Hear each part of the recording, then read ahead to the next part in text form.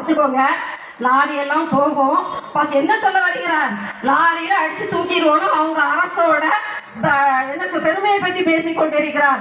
உங்களுக்கு நான் வந்து சொல்லுகிறேன், நீங்கள் இந்த அரசியல் பழிவாங்கல் கொலைகள் எல்லாம் பண்ணிக்கொண்டு நீங்கள் 1000 வருடம் வாழ்ந்து விட போகிறீர்களா? இல்லை சாகாவரம் பெற்றுக்கொண்டு பிள்ளையோடு சமைத்துக் கொண்டிருக்கிறார்கள், மரணித்து விடுகிறார்கள். ஒரு நெஞ்சுவரை தான் உணர்வதற்குள்ளேயே மரணித்து விடுகிறார்களே. இதையெல்லாம் கொஞ்சம் பார்த்தீர்களானால் இறைவன் இருக்கிறாரா? இல்லை மிகப்பெரிய சக்தி இருக்கிறதா? வீதி வலியதா? எங்கே எல்லாம் உங்களை கருவருக்கும் என்று சொல்லி அமர்கிறேன். நன்றி, வணக்கம்.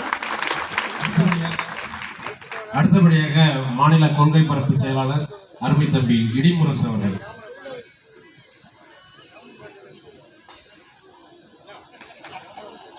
நெஞ்சை நிமிர்த்துங்கள் தோழர்களே, நேருக்கு நேர் நின்று பார்ப்போம், சமநீதிக்கு போர்படை சேர்ப்போம்.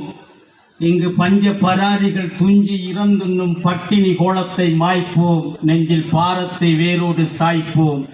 ஓட்டை குடிசைக்குள் கூட்டு குடும்பங்கள் வாட்டி வதை மாற்றி அதை மாளிகை மஞ்சத்தில் ஏற்றி இந்த நாட்டு பொருள் எங்கள் வீட்டு பொருள் என்று நாட்டுவோம் படை கூட்டி விழி காட்டுவோம் அணை மூட்டி